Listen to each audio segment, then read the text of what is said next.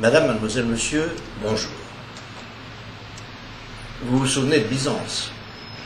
En tout cas, vous avez entendu parler de Byzance. Rassurez-vous, je ne vais pas essayer de vous donner un cours d'histoire. Vous savez qu'en 1453, les Turcs se sont emparés de Byzance. Et que dit-on des Byzantins? Qu'ils avaient deux passions majeures, discuter du sexe des anges et les courses de chars. Étrange, vu d'aujourd'hui, nous nous disons, voilà des gens qui sont assiégés par les Turcs ottomans, qui savent qu'un danger est imminent et qu'il se traduira probablement par la mort de beaucoup d'entre eux. Et de quoi se préoccupent-ils? De sujets sans importance. Eh bien, Byzance n'est pas si éloignée de nous qu'on ne pourrait le croire. Byzance, mais c'est la France d'aujourd'hui. De quoi sommes-nous préoccupés? De la Coupe du Monde de rugby et du sexe des anges, je veux dire, des tests ADN. On se déchire, on s'enthousiasme, on se passionne, on titre des journaux d'énormes manchettes, 5 colonnes à la une, de photos gigantesques. Et tout ceci pourquoi? Eh bien, la raison est très simple. À Byzance, les habitants savaient qu'ils étaient sous la menace des Turcs depuis plus d'un siècle. Ils savaient aussi que la résistance était très difficile, voire impossible, et en tout cas ils n'avaient pas prise sur les événements. C'est la raison pour laquelle, et c'est une tendance humaine très connue, ils ne cherchaient pas, en quelque sorte, à affronter les réalités en face, mais ils cherchaient à les oublier. Eh bien, c'est très exactement ce que nous vivons en ce moment en France. Nous sommes assiégés, bien entendu. Et nous sommes assiégés par qui? Mais par le monde entier qui évolue, qui veut nous forcer à évoluer si nous voulons garder notre place. Et pendant ce temps, eh bien, nous préférons nous cacher la tête dans le sable ou bien jouer à ces jeux que j'évoquais il y a un instant.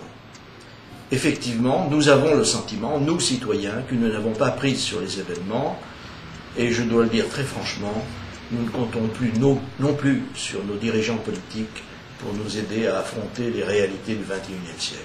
C'est la raison pour laquelle nous refusons de voir ces réalités en face et nous nous passionnons pour des sujets sans grande importance.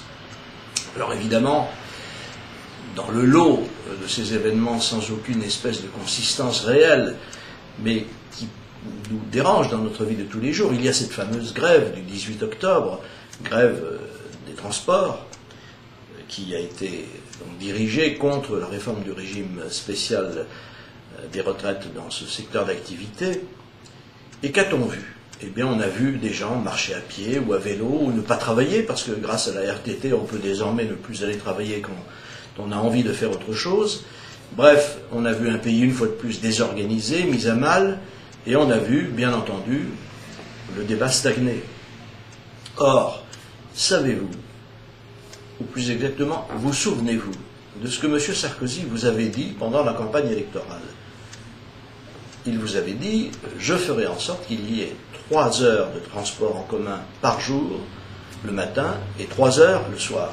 Bien entendu, rien de tout cela n'a été fait. Nous avons eu droit à une loi qui va s'appliquer au 1er janvier 2008 et qui dit que les salariés devront tout simplement déclarer leur grève. Ça ne va pas les gêner beaucoup. Et au bout de 8 jours de grève, eh bien, il faudra quand même qu'ils le décident par un vote. Inutile de vous dire que ce n'est pas ça qui va arrêter les grèves. Or, il y a un moyen extrêmement simple de prévenir ces grèves et de les supprimer définitivement. C'est d'abroger le décret-loi de 1934. Tiens, dites-vous, un décret-loi de 1934, mais qu'est-ce que ça peut bien être?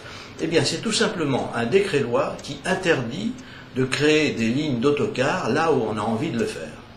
Si demain, d'un trait de plume, M. Sarkozy abolit ce décret-loi, il n'aura plus de grève, ou en tout cas s'il en a, après tout le droit de grève est sacré et constitutionnel, mais s'il en a, il aura des moyens à offrir aux Français pour éviter les inconvénients de ces grèves. Et en particulier, que ce soit dans Paris, dans les grandes villes, ou partout ailleurs, dans les campagnes, il y aura des lignes d'autocars qui se créeront en fonction de la demande, ou qui créeront une offre, tout simplement, et les Français ne seront plus pieds et poings liés entre les mains de syndicats professionnels qui cherchent à défendre leurs avantages, voire leurs privilèges. Alors c'est évidemment un grand saut dans la modernité, figurez-vous. L'introduction de la concurrence. Vous avez la même chose dans le domaine social, vous avez la même chose partout. Le temps des monopoles est révolu. Tant que le gouvernement, tant que le président de la République ne se résoudront pas à briser les derniers monopoles français, notre pays ira toujours de plus en plus mal et ne finira évidemment pas par se redresser économiquement. Voilà le message que je voulais vous faire passer et j'aimerais le conclure par ceci. Il est très gênant, il est même pire que gênant, il est très grave que finalement, en France, on passe son temps, quand on est gouvernant, à faire semblant de gouverner. Que fait M. Sarkozy sinon faire semblant? Il prend des mesures qui sont toujours des demi-mesures ou des quarts de mesure, et surtout il crée un nombre infini de commissions, de hautes autorités, ou d'autorités moyennes ou de basses autorités. Non, il n'y en a pas de basses autorités, car ce serait vexant. Bref, il crée des commissions, et on dirait vraiment que la presse est aveugle. Comment ne se réfère-t-elle pas à ce qui est la règle commune quand on veut écarter un problème? On crée une commission.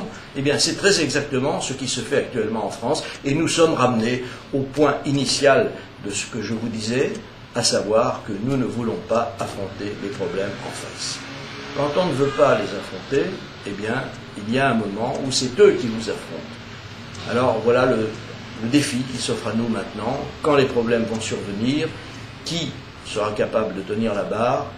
Comme c'est une question très délicate, nous essaierons de l'aborder un peu plus tard. Madame, mademoiselle, monsieur, merci de m'avoir écouté. À bientôt, bon courage et vive la France.